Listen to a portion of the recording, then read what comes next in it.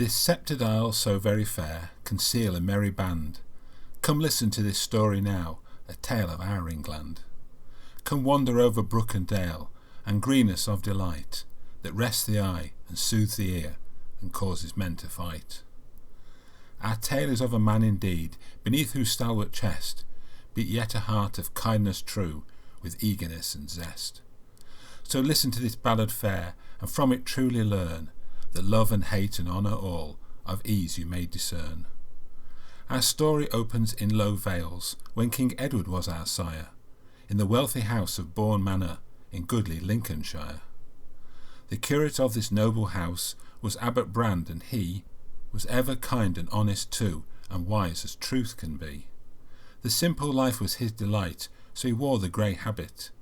He never squalled, nor did hold in heavy judgment sit. The mistress of the house was she, where piety did nobly reign. Her body had known the Coventry air, and righteousness was her fame. The Lady Godiva ruled her house with kindness and concern, but the cross did rule her even more, and in her faith was firm. A pretty face it must have been for one who shunned the sword, a child so taken by the world, to have borne young Hereward. For Hereward was not so calm, but fierce as any rage. He whipped his horses far and wide, with axe and shield he played. Hereward was a comely youth, and he maidens' hearts beguiled. He ne'er loved but used them all, distressing his mother mild. In vain his mother steered his course around the rocks of sin and pride, but Hereward was ever running aground, and in her he would never confide. When she and Abbot Brand were at their prayers, Hereward would be away, testing the ales of neighbouring vales. The night was but a long day. A dashing youth, a headstrong youth, adventures were his play. For pirate's gold he ever dreamt of Viking it away. The saintly Lady Godiva wept, and the thoughts within her vied, but rather than let her son see that, she would as soon have died. She wished him only the very best, but his heart was hard as rock. Amongst his wrestling and idle play, the faith he open mocked. But for all that he was her son, and it would unnatural break the loving bonds twixt mother and son, but he caused her heart to ache. When Hereward was still but young, the Abbot Brand did request, in audience with his mistress liege, for matters of some behest.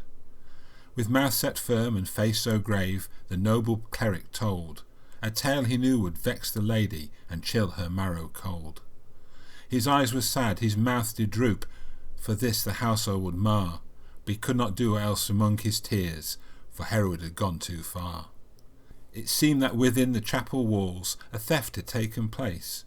It was much more than simple crime, but an insult, a disgrace. 2 brass candlesticks were gone, and given Christ the lie, and in faith the abbot must report Hereward had been nearby. Godiva's eyes flamed red hot, at this her heart's content. With voice like thunder she called her son, on him her rage to vent. But Hereward was still yet away, and his mother had to wait, while he finished all his idle deeds, and his senses were all sate. When he heeded her summons at last, she met him in the church, and after he had sauntered in, her eyes his soul did search. Of this most heinous crime, to which the angels weep, she asked him for his soul's regress, could he that secret keep? Hot temper was Godiva's fault, and it ran on in Hereward. And at these words his eyebrows rose, and his hand strayed to his sword. How can you say such, exclaimed he, and believe that this I've done? It does a rebel against natural state, for I am your only son. Ay, thus you are, said she, and thus I know your names. Of all the mischiefs that you cause, come tell me if there was more games. Come tell me if it was more games. Come tell me it was more games. But Hereward remembered an old wrong, and straightway he said, You'd have me tied to apron strings, and at 18 nicely wed. You talk of gelding the natural state, when what you have plainly done is reverse God's law on children and desecrate his only son. You assume that I am guilty, and what next will be said? Perhaps that I am worthless to you, and had better off be dead. And Abbot Brand at this remark realised the only end. He fled the room in deep dismay to search and find a friend. Neither of the quarrelling pair had seen him leave the pews, but each was too intent by now to place their points of view. And now her alike pair argued well. Anger really the time kills. They argue more with passing time, fueled by forceful wills. Godiva made an angry final speech. I say this is a serious crime, and unless you can clear yourself, you'll be no son of mine. But Hereward had his pride too. The redness rose in his face. Now let me state this clear, he said, I'll not be put in a place. If I am not a son of thine, then an outlaw I shall be.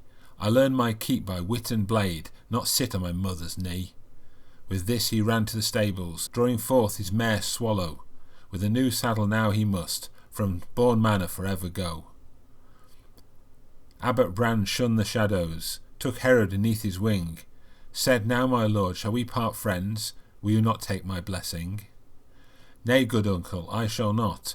Black my axe, now black my name. Merciless and cruel and hard as stone, if I must win fortune and fame. With this he mounted and rode away, his anger giving the lead, a shield at side and hand on blade, a dangerous man indeed. As man and beast full 10 feet high became a distant speck, the abbot crept back inside the hall, a very lonely trek. And higher yet in the belfry tower, tears irrigated a pale cheek. Ye blessed angels, come comfort now the sorrow of a mother meek. But upon Hereward no weight fell, and Swallow caught his mood. He tossed his hair like the horse's mane, not thinking he'd been rude. And so must leave our hero fair, as a man who is riding away, not caring of the family tear which he had caused that day. O truly now you muses tell, as the horizon swallows him whole, what will our Hereward's purpose fall, and will it endanger his soul?